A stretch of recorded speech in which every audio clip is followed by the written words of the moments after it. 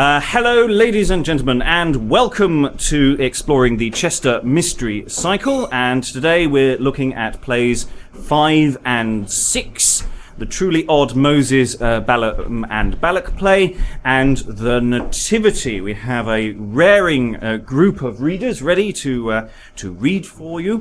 So we're starting off with the Balaam and Balak play, which I should point out at this stage comes out in two different versions that have come down to us. I am using the shorter version, which does not involve a whole series of prophets turning up at the end and boring the audience witless. I am doing the play that has a Moses section at the beginning, and then the story of Balaam and Balak and the talking ass. So, without further ado, I'd like to introduce you to God, who's going to have a little chat with Moses before we get to the meat of the play. Moses, my servant lief and dear, and all my people that be here, ye wotten in it, ye Egypt where ye were, out of the thraldom are you brought. I will you have no God but me, no false gods none make ye. My name in vain name not ye, for that liketh me naught. I will you hold your holy day, and worship it eke away, father and mother, and all that ye may, and slee no man nowhere. Fornication ye shall flee, no man's goods steal ye, nor in no place leng ye be, false witness for to bear. Your neighbour's wife desire you naught, servant ne goods that he hath bought, ox nor ass indeed nor thought, nor nothing that is his, nor wrongfully to have his thing against his love and his liking. In all these keep my bidding, that ye do not amiss. Good Lord, that art ever so good, I will fulfil with my mild mood thy commandments, for I stood to hear thee now full still. 40 days now fasted have I, that I might be the more worthy to learn this token truly. Now will I work thy will. And after a relatively straightforward opening where God repeats his commandments to Moses, we then open the scene out so that Moses is on the mountain and speaks now to the people. Good folk, dread ye naught, to prove you with God hath this wrought. Take these words in your thought, now known ye what is sin. By this sight now ye may see, that he is peerless of paucity. Therefore this token look do ye, therefore that ye need blin. At this point, we have a doctor or an expositor coming up to sort of explain what's been going on. This is arguably a later addition to the text in Protestant times to sort of explain some of the Old Testament stuff that they weren't that keen on. So now the doctor will appear. Lordings, this commandment was the first law that ever God sent. 10 points there has been takes intent, that most effect is in. But all that story for to fonge to play this month, it were too long. Therefore, most fruitful ever among shortly we shall mind.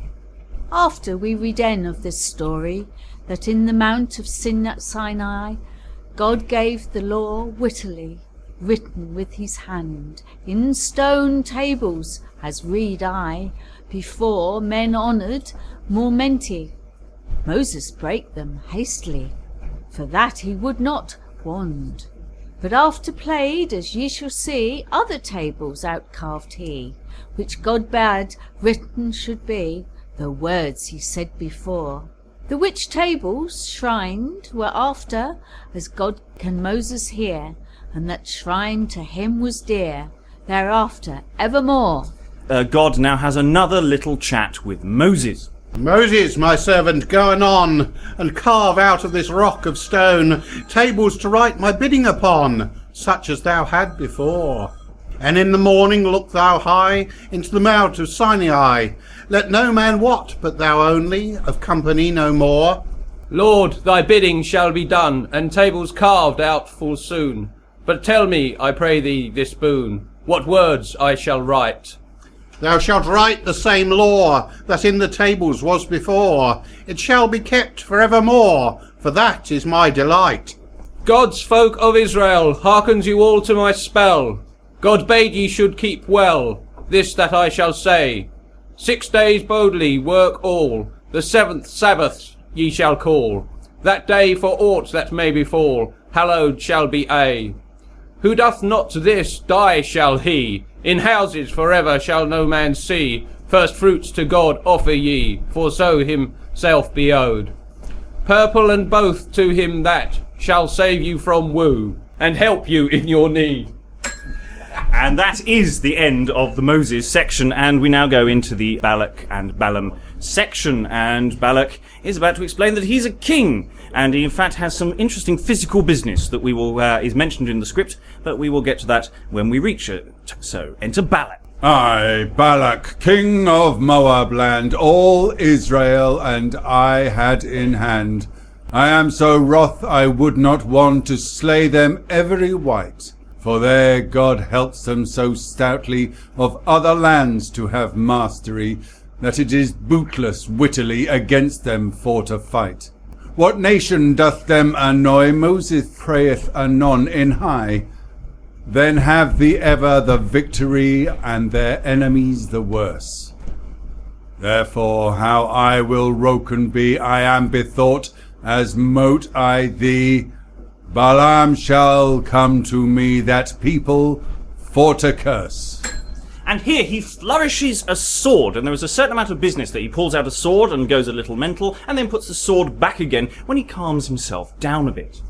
No knife nor sword may not avail, that ilka people to assail, that founds to fight he shall fail, for sicker it is no boot. And he casts up his sword again. All nations they do annoy, and my folk common for to destroy, and ox that groweth busily the grass right to the root. Whosoever Balaam blesseth is blessed that man soothly is. Whosoever he curses fareth amiss, such name all over hath he. But yet I trust avenged to be, with dint of sword or policy, on these false losels leavers me. Leave this withouten doubt, for to be broken is my desire. My heart brens as hot as fire for fervent anger and for ire, till this be brought about. Therefore, my God and gods all, Almighty Mars, on thee I call. With all the powers infernal, rise now and help at need. I am informed by true report how the mediators doeth resort to win my land to their comfort, descended of Jacob's seed. Now show your power, you gods mighty, so that these caitiffs I may destroy, having of them full victory and them brought to mischance. And again he draws his sword. Beat them down in plain battle, those false losels so cruel, that all the world may hear tell, we take on vengeance. Out of Egypt fled they be, and passed through the Red Sea. The Egyptians that them pursued truly were drowned in that same flood. They have one God, mickle of might, which them doeth aid in wrong and right. Whosoever with them foundeth to fight, he winneth little good. They have slain, this wot I well, through help of God of Israel, both Sihon and Og kings, so fell and plainly them destroy. Therefore rise up, ye gods, each one, to be 100th gods for one. I would be broken them upon for all their pomp and pride. Therefore go fetch him, bachely, that he may curse these people here, for sicker on them in no manner may we not broken be. And just before we move forward, as the king has just talked to one of his soldiers to go on the errand, it is of course clear by this point that this is a pagan that we're talking about, who has many gods.